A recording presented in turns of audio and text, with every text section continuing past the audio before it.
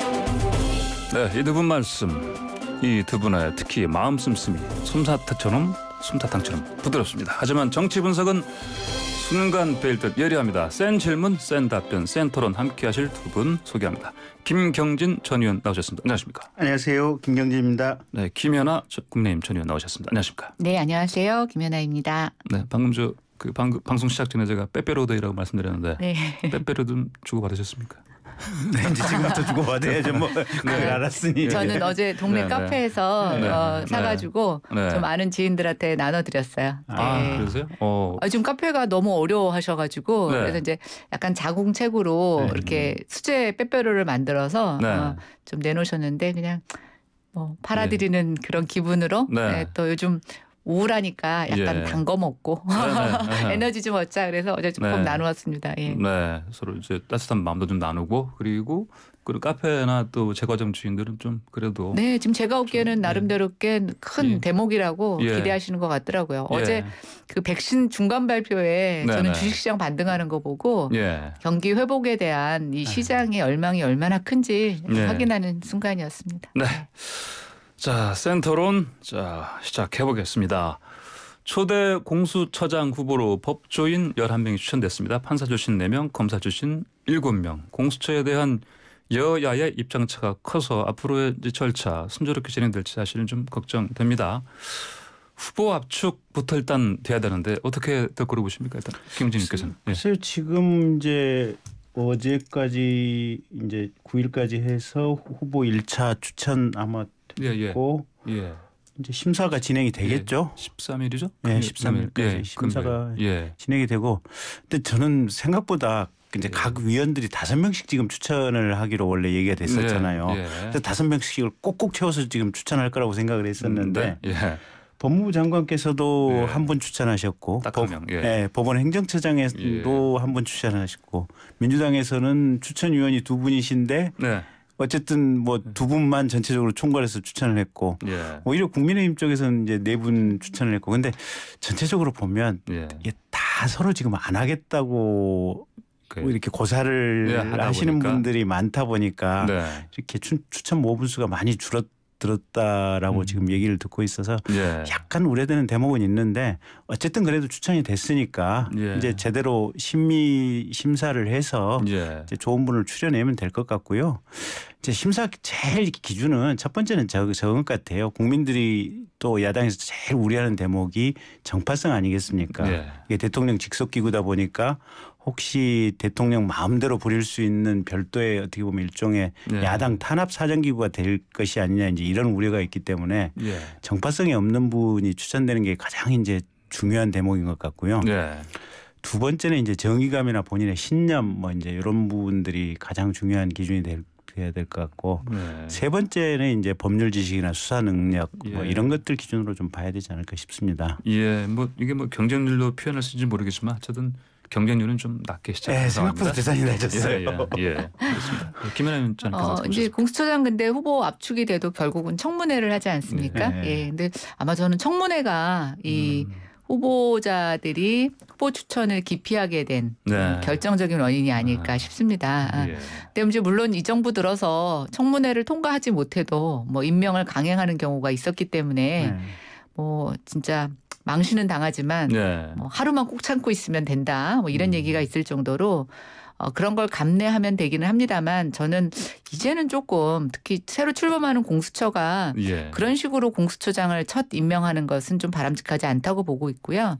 후보 추천회에서의 심사를 할 때 저는 뭐 두루 김 의원님 말씀하신 여러 가지 능력, 역량 다 보지만 인사청문회에서 이게 뒤집힐 만한 요인이 발견되지 않는 사람들을 선별해내는 것도 굉장히 중요할 것 같습니다. 그러니까 추천위원회에서 추천했는데 청문회에서 정말 이상한 점이 딱 발견이 돼서 뭐 그러면 그거를 뒤집을 수도 없고 또 강행을 하자면 굉장히 국민 민심을 위반하는데 본인도 너무 창피한 일이고 해서 저는 이번에서는 좀 첫 공수처장이다 보니까 그 점을 좀 유념해서 추천이 되면 큰 하자가 없으면 청문회에서는 능력을 검증하는 청문회로 그렇게 갔으면 좋겠습니다. 그러면 또 사실 그동안 또 인사청문회 자체 제도 자체를 좀 더 이렇게 손봐야 된다 그런 의견들도 있었거든요. 그러니까 이제 근데 이번 같은 경우는 지금 추천위에서 거의 뭐 5분의 4 정도의 동의를 받아야 되는 상황이니까 예. 이제 뭐 가령 뭐 민주당이 됐든 또는 국민의힘이 됐든 어느 쪽에서 그냥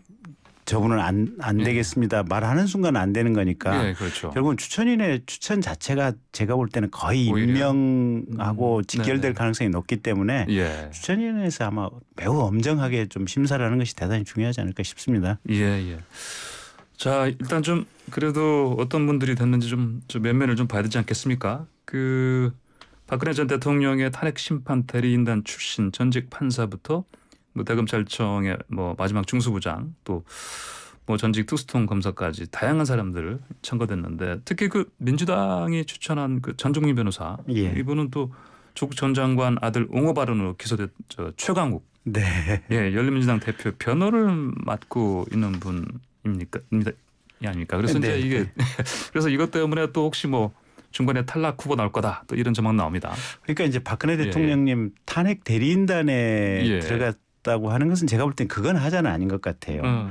왜냐하면 그거는 그때 당시에 이제 법사위원장이 추천을 해서 이제 탄핵 대리인단으로 들어간 거고 그때 당시에 법사위원장이 아마 권성동 법사위원장이 아니라 법사위원장이셨나요? 그 탄핵 대리단 단장 뭐 하셨죠.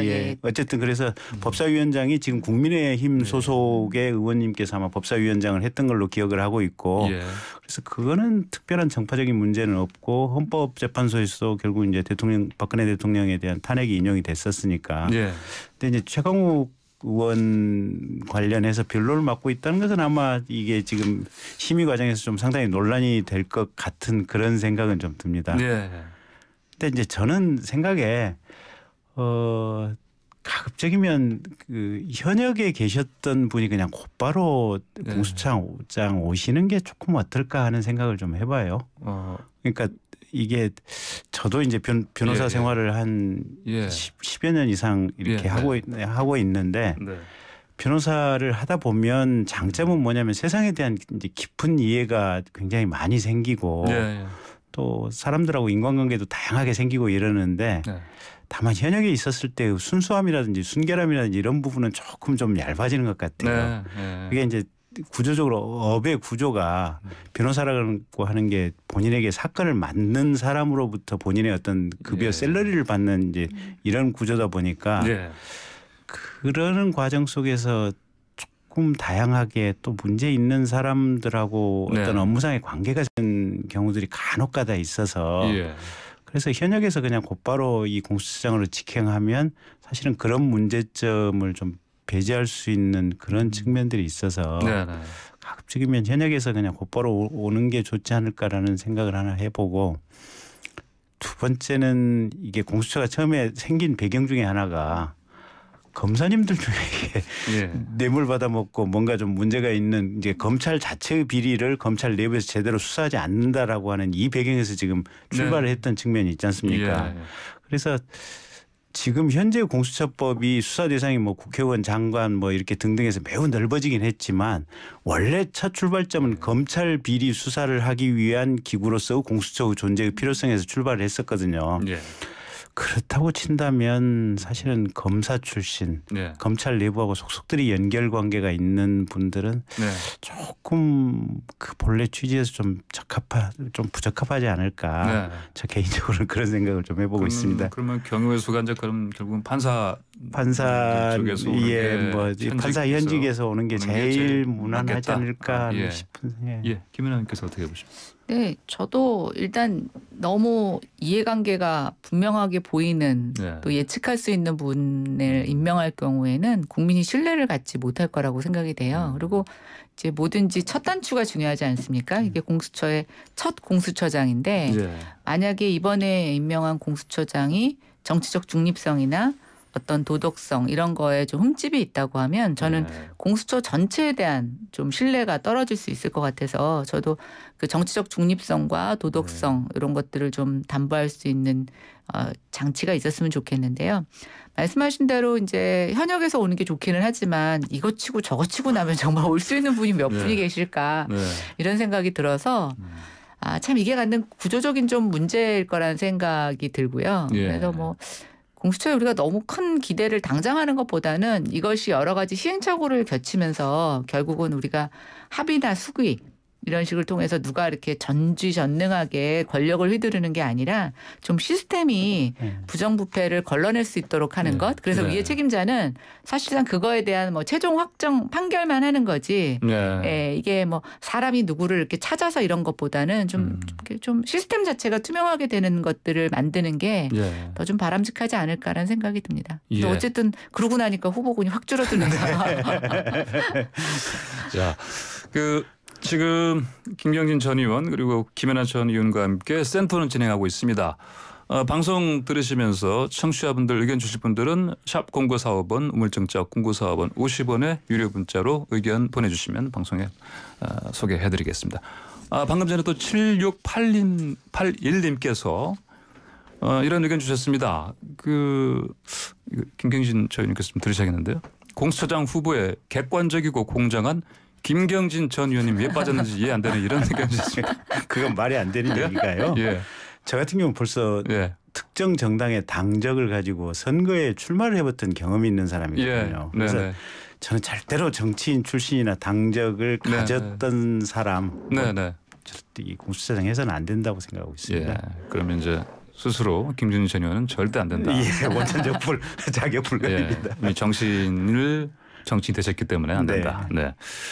자, 지금 이 센터론도 유튜브에서도 YTN 라디오 검색하시면 직접 보이는 라디오로 함께 들으시고 또 보실 수 있습니다. 자, 계속해서 토론 이어나가겠습니다.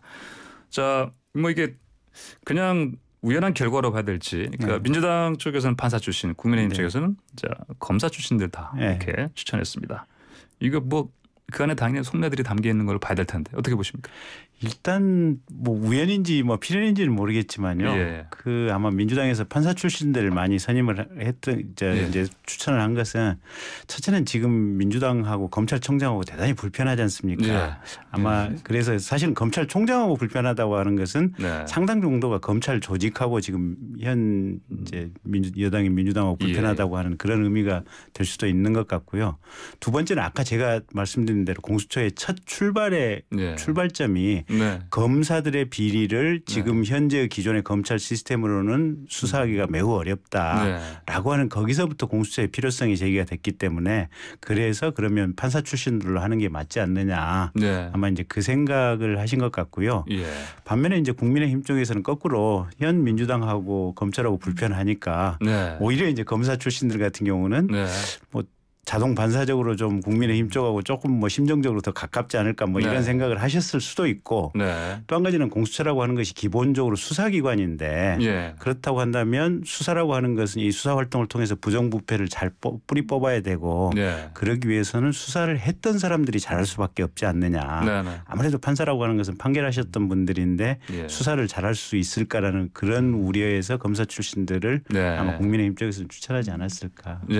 어떻게 보셨습니까? 너무 찰떡같이 상세하게 설명을 하셔서 군더더기도 없고 뭐 붙일 것도 없네요. 근데 저도 그 생각은 했어요. 민주당 입장에서는 굉장히 검찰을 의식하고 있다라는 것이 이제 좀 여실하게 드러난 것 같고요. 왜냐하면 말씀하신 대로 수사 기능이 있기 때문에 좀 수사 경험이 있는 사람이 분명히 조금 도움이 될 것 같은데 그걸 좀 배제한 측면을 보면 좀 검찰의 어떤 지금 대립각 이런 것들을 의식했다는 생각이 들고요. 뭐 저희 당 같은 경우도 이제 저희 당에는 뭐 좀 변호사 출신보다는 그래도 좀 검사 출신들이 올해 좀 많이 정치적으로도 참여를 하셨었고 또 이런 부분에 있어서 공수처 반대의 논리에서도 또 저희 나름대로 검찰의 자정 능력을 강조하신 부분들도 있기 때문에 좀 거기에 대항마로 이렇게 추천하신 게 아닌가 싶습니다. 저 국민의힘 지금 추천한 석동현 변호사 이분은 이런 말씀하셔서 좀 화제가 되고 있는데 개인적으로는 공수처는 태어나서는 안 될 괴물 기관이다 이렇게 얘기하셨어요. 이게 어떤 뜻으로 봐야 됩니까? 석동현 변호사님은 사실은 제가 검찰에 있을 때 직속 상사로 모셨던 분이거든요. 그래서요? 그래서 인품은 더할 나위 없이 훌륭하세요. 그 서울 동부지검장 검사장을 하시다가 그때 본인 검사장 재직 시절에 아마 밑에 부하 검사가 검사실에서 아마 여성 피의자하고 아마 성추문이 났던 사건이 하나 있었어요. 근데 그때 그랬더니 그냥 그러면 내가 지휘감독 잘못한 책임을 포괄적으로 지고 그냥 사퇴하겠다라고 사직하셨던 분이거든요. 그럼 이제 뭐 사실은 그게 검사장 책임이라고 할 수 있을까라는 부분은 있긴 있는데 어쨌든 이제 그 정도로 본인이 여러 가지 깔끔하게 이제 책임질 거 책임지고 이러시는 분인데 어쨌든 검찰 내부 또 검찰 조직에 몸담았던 분으로서는 이게 공수처가 생기면 현재의 공수처법에 따르면 검찰의 특수 기능의 상당 부분이 그냥 공수처로 이관되는 그런 효과가 있어서 이게 공수처가 과연 실제로 그럼 특수수사 기능을 검찰을 대신해서 잘 할 수 있을까? 저게 신생기구고 여러 가지 수사 보조기관 그러니까 국가수나 감정기관 같은 경우도 없고 또 지금같이 인권보호 시대에 걸맞는 어떤 수사 능력도 없을 텐데 이런 우려가 있어서 이제 대단히 이제 부정적인 시각들이 이제 검찰 내부에서는 많이 있는데 근데 이제 어쨌든 그럼에도 불구하고 이제 저 개인적인 견해로서는 석동현 변호사님 같은 경우 지금 2번 아마 출마를 하시려고 했을 거예요. 그러니까 국민의힘 쪽에서 아마 부산 쪽에서 이게 당내 경선에서 출마 의지를 있었고 또 국민의힘 그쪽 내부에서 법률 지원 단장도 아마 하시고 이래서 제가 볼 때는 조금 추천하는 것은 부적절하지 않나 그렇게 보고 있습니다. 김연아 주님께서 어떻게 보셨습니까? 이 발언을? 네, 저도 정치적 중립 되게 중요한 것 같아요. 특히 이제 추미애 장관이 우리가 이제 법무부 장관의 정치적 편향성, 정치인이 법무부 장관으로 왔을 때 나타날 수 있는 폐해를 요즘 아주 압축해서 보여주고 계신데요. 그러다 보니까 저는 공수처장이 어떤 정치적 중립성 굉장히 중요하다고 생각이 됩니다. 그래서 뭐 지금 뭐 석동현 변호사님도 그렇지만 지금 이제 민주당에서 그 추천한 전정민 변호사 같은 경우도 청와위원회 변호를 하고 있다는 것이 단순히 그냥 의뢰인과 변호인의 관계를 좀 넘어서는 것처럼 보여요. 그러다 보니까 좀 이런 분들은 조금 우선순위에서 차순위에 두는 것이 맞지 않을까라는 생각을 해봅니다. 알겠습니다. 자, 센터론 여기서 잠시 쉬었다가 1부 순서 마치고 광고 듣고 잠시 2부로 다시 돌아오겠습니다.